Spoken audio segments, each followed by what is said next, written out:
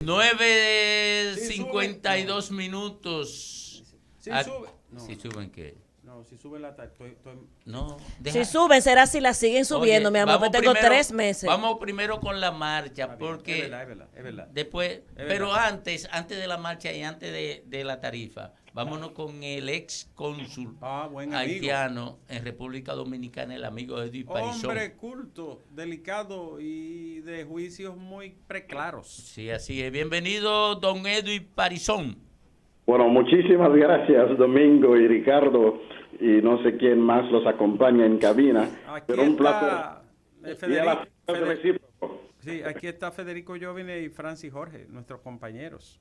Abrazos Un saludo. a Rico y Francis. Muchísimas gracias, don Edwin, por siempre aceptar nuestra invitación al rumbo de la mañana. Don Edwin, cuéntenos cómo está el panorama actual. ¿Se vislumbra alguna salida, alguna luz en el camino en Haití? Bueno, la situación es más engorrosa día tras día, sobre todo que tiene que ver primero por el hecho de que no se ha avanzado mucho en la investigación con relación al asesinato del presidente Moïse, y cada día hay nuevos elementos que preocupan a toda la nación, tal como por ejemplo unas conversaciones que tuvo el actual primer ministro Ariel Henry con el principal buscado y fugitivo con relación al magnicidio. Entonces, el primer ministro digamos que no ha dado la cara para dar una explicación convincente a la nación si realmente él tuvo alguna conversación con ese señor que se llama Félix Badio, y si la tuvo, de qué hablaron, porque ya se ha comprobado de que los dos teléfonos, por lo menos a través de los dos aparatos telefónicos con coordenadas GPS, hubo un contacto entre los dos teléfonos. No podemos saber si efectivamente fueron entre los dos personajes, pero de todos modos la Digicel, que es la compañía, una de las compañías nuestras de telefonía móvil, La confirmó. lo confirmó la DCPJ, que es la Dirección Judicial de Investigación Policial en Haití, igualmente, y un grupo de derechos humanos que ya hizo público la información. Entonces, eso es un elemento que se está esperando una respuesta, una reacción más clara del primer ministro, sin querer acusarlo, digamos, en nada particular, pero él tiene la obligación de esclarecer lo que ha pasado con esta cuestión de esas llamadas. Definitivamente ha sido lento el proceso de la investigación, pero ¿cómo está reaccionando el pueblo, las organizaciones? ¿No empiezan a desesperarse ante estas informaciones, vamos a decir, dispersas, pero que todavía no acaban de concluir? Sí, y señor Parizón, antes de que conteste esa pregunta, me disculpa, quisiera, porque iba a abundar en esa línea, ¿cuál es? De este lado no lo vemos con claridad. No lo vemos porque no nos lo muestran en los medios de comunicación, pero de aquel lado los ciudadanos haitianos, ¿cómo ven en tanto sociedad cómo está avanzando ese proceso? ¿Sienten que se está jugando a dar larga, que el olvido haga su trabajo? ¿Hay un reclamo legítimo? ¿Hay fuerzas que están queriendo llegar hasta las últimas verdades? ¿Cuál es la situación desde la ciudadanía haitiana frente a un evento que desde este lado, República Dominicana, vemos como que pasó algo y ya simplemente pasemos la página? Bueno, lo primero es que hay una solicitud permanente, hay una exigencia en que se esclarezca todo esto que pasó esa noche del 7 de julio. La nación y la opinión pública internacional necesita saber qué ha pasado. Bueno, hay algo que está claro, es que Moïse murió solo. Entonces, cuando digo que Moïse murió solo, es decir, que no ha logrado construir un liderazgo, no ha logrado construir lealtades para evitar morir en las circunstancias que sabemos, que 30 agentes de seguridad en un local, ninguno de los 30, por lo menos por lealtad, por respeto a un líder, nadie reaccionó. Él llamó a quienes tenía que llamar, los responsables, nadie llegó. Entonces se entiende que ha sido un complot interno, que él fue traicionado por los suyos, por un lado, y por otro lado se entiende que también no tuvo el liderazgo, no construyó las lealtades necesarias. Entonces, la sociedad pues está siguiendo la evolución del caso y dentro de ese contexto se dificulta avanzar en otros temas que tienen que ver con la vida cotidiana. Ayer, por ejemplo, o hoy, perdón, porque ayer fue un día feriado en Haití, hoy se había proyectado o planificado la reapertura escolar. Pero las informaciones que nos están llegando hasta ahora pues nos dicen que por la misma violencia de las gangas, eso no ha podido lograrse. Por lo menos vamos a tomar la ciudad de Coatebouquet, que es la ciudad, digamos, la más importante en la salida de la capital y hacia la carretera internacional que nos conecta con la República Dominicana. En Coatebouquet la ciudad está totalmente cerrada porque el grupo armado, ilegalmente armado, que se llama Katsa Marozo, dijo que todo tenía que quedarse cerrado. Entonces estamos hablando de un Estado cuyos dirigentes ya han perdido la autoridad y por eso se fortalece la corriente de comparar la situación haitiana con la de Somalia. Se está diciendo ya hace cierto tiempo que estamos en un proceso de somalización porque el Estado perdió su autoridad y las gangas son quienes imponen sus leyes o su ley. Y lamentablemente eso se está haciendo con la tolerancia de un sector de la comunidad internacional que decidió desde el 2010, con el terremoto, desde el terremoto y en las elecciones del 2010, decidió ese sector de la comunidad internacional apoyar quienes se autollaman bandidos legales. El régimen que estamos viviendo en Haití hace casi 10 años, pues es un régimen que nos ha puesto en una situación como nunca antes visto.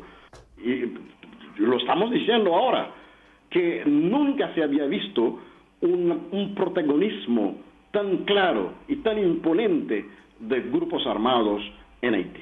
Bueno, Edwin, es una verdadera y dramática situación, ¿no? Esto de las bandas que se han convertido en la autoridad increíblemente, y eso con los ojos del mundo viendo ese desastre y ese abuso. A nosotros nos llama la atención que el primer ministro de momento pasa a ser una persona como de interés para la justicia y bajo sospecha. Eso aún enreda más la cosa. ¿Y qué certeza se puede tener de que el actual primer ministro Henry esté involucrado en la trama esta que terminó con la vida del presidente Jovenel? A su favor hay que decir que ha sido una persona, digamos, con una trayectoria aceptable en el contexto haitiano. Es un neurocirujano muy respetado en su sector y también en su trayectoria política ha sido ministro 2 veces, ministro del Interior y ministro de Asuntos Sociales, y no se le ha conocido nexos con grupos armados o nexos con el narcotráfico, que es un tema que, tal como ustedes saben, en Haití es de preocupación hace muchos años.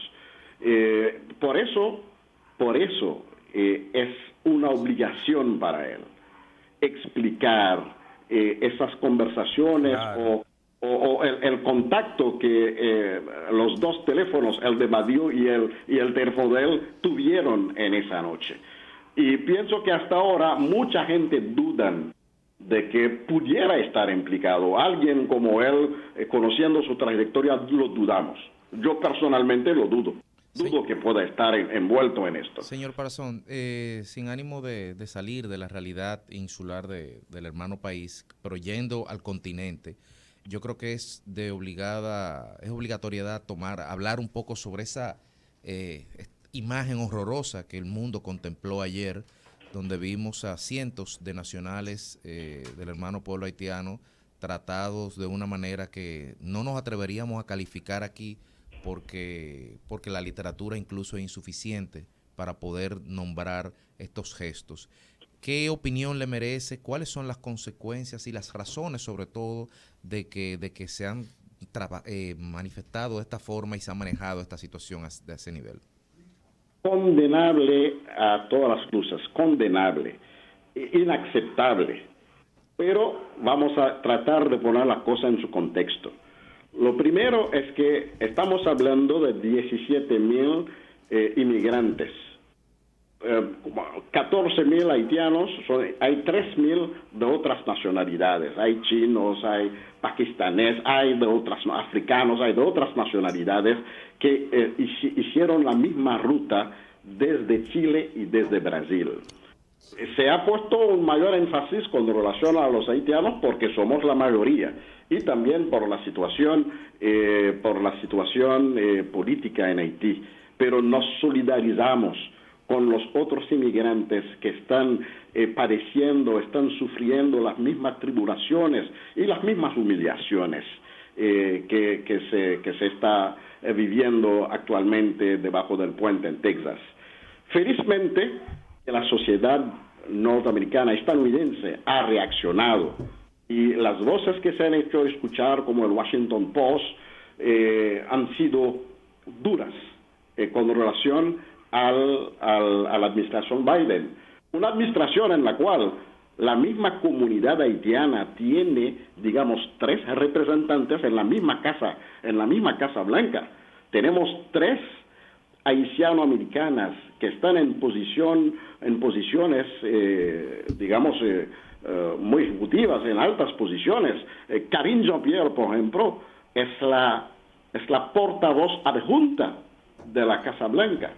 Y me imagino la situación bien embarazosa en la cual pueden encontrarse. Otro elemento del contexto es que la administración Biden ha utilizado una orden ejecutiva de Trump que se llama Título 42.